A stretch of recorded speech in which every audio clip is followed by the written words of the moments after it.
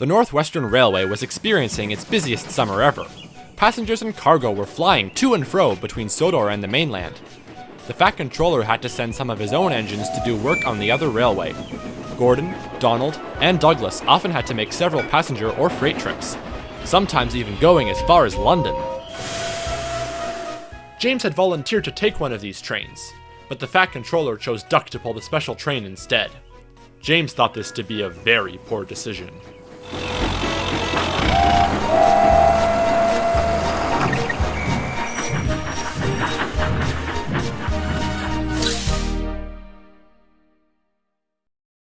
Honestly now, which sounds better? James complained to the other engines that evening.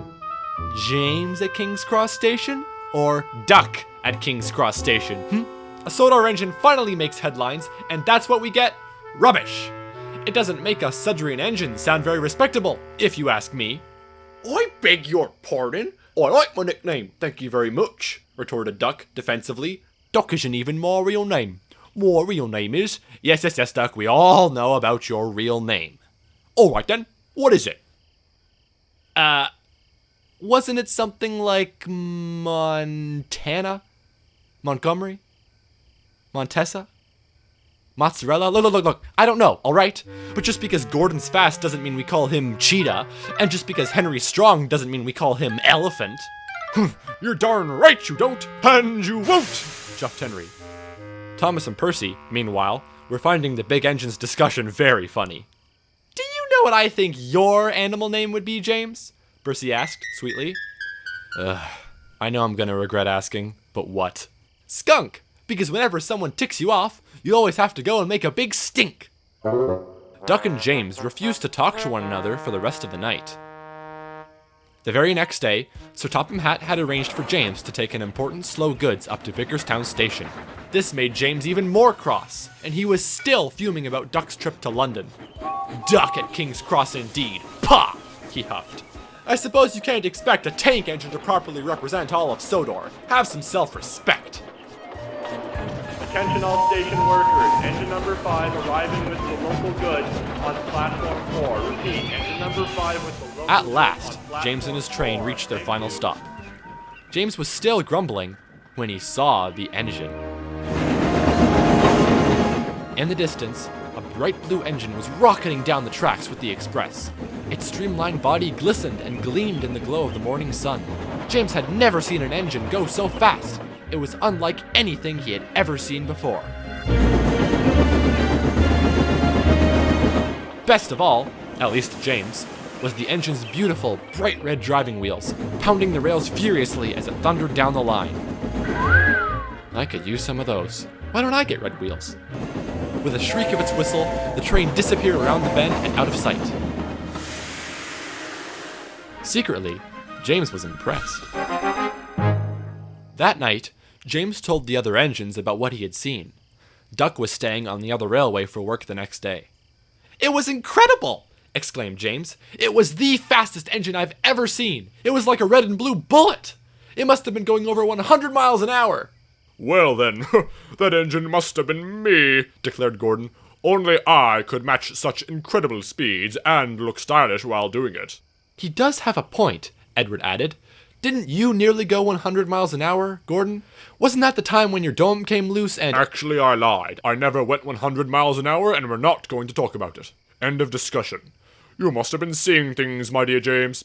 It must have been an illusion. A mirage. A mirage of me. I was not seeing things, huffed James, and I'll prove it. James carried on all night long, describing the engine he had seen. None of his friends knew exactly who or what he was talking about. What do you think we should call James now? Snickered Thomas to Percy. Ugh, Owlet, mumbled Percy, because he never shuts up while other engines are trying to sleep. The next morning, the Fat Controller had another job for James. I need you to help Duck organize trains at Scarborough Station on the mainland, he said. I know that shunting is not your, preferred activity, but with the heavy goods traffic— Yes, sir, of course, sir. On my way, sir, steamed James, and puffed quickly away without another word. Sir Topham Hatt was speechless. Well, there's something you don't see every day.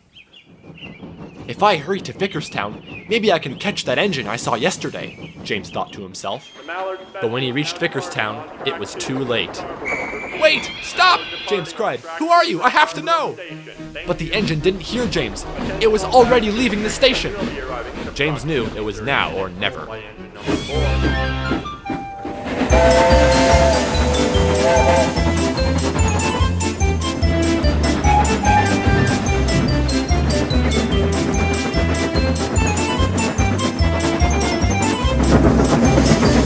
James tried his best to catch up with the engine, but every time he got close, the mighty engine pulled ahead.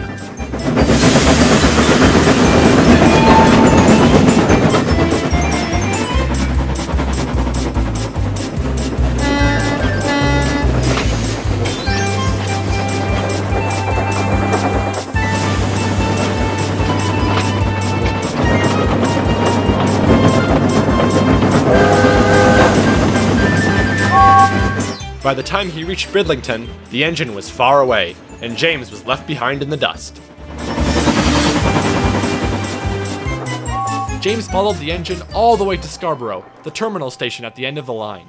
He wasn't a minute too soon, as the passengers were already on board for the return trip. James puffed up alongside, exhausted but excited. Excuse me, hi. Yeah, I'm James. I'm James the Red Engine. James the Splendid Red Engine, as some may know me. But I couldn't help but notice how fast and, well, splendid you looked the other day. And, well, I simply have to know your name. The other engines don't believe what I saw. The engine beamed. My name's Mallard, she replied proudly. James spluttered. Whoa, wait. Mallard? You mean like, as in, the duck? Mallard chuckled. Well, yes, I suppose so. You mean you've never heard of Mallard? Asked a voice. It was Duck. She broke the record for the world's fastest steam engine a few years ago. Yes, well, I suppose I did do that, didn't I? Replied Mallard, trying not to smile. But maybe then you've heard of my friends. Golden Eagle? Silver Fox? Seagull? Oh, well, how uncultured of you. You must keep an eye out for them in the future. Anyways, I must be off now. Goodbye. And before James could reply, Mallard vanished in a cloud of smoke. Oh, wait! I was gonna ask where you got those red wheels of yours, and if I could maybe... Oh! Blast it! I'm surprised to see you here, James, puffed Duck. And so early, too. I thought you hated shunting trucks. Yes. Well, I figured you could use a bit of help, James replied sheepishly. James worked hard in the yard all day. He was impressed with how well Duck handled the trucks and found his way around the station. Once the job was finished, the two engines made their way back to Sodor. James had a lot to think about on the journey home. Duck, meanwhile, followed awkwardly along behind. That night, James had an important message for the other engines.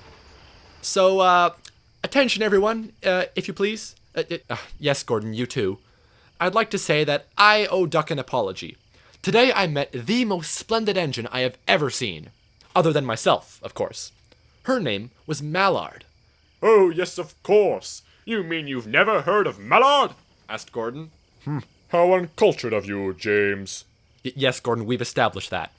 As I was saying, meeting Mallard proved to me that it makes no difference whether an engine's name is King James I of England, or if an engine's name is Bob, or Duck, or Toad, or Bear, or even Elephant. Careful, James. We're not picking nicknames tonight. Yes, Henry, but my point is, it doesn't matter what name an engine may have, as long as they can be really useful, which I believe Duck most certainly is. All the engines murmured in agreement. Thomas, however, looked over to Percy. What should James's animal name be now? He whispered, so only Percy could hear. Percy pondered for a minute. Peacock, he finally replied. He's a bit of a bird brain, but praise coming from him is high praise indeed.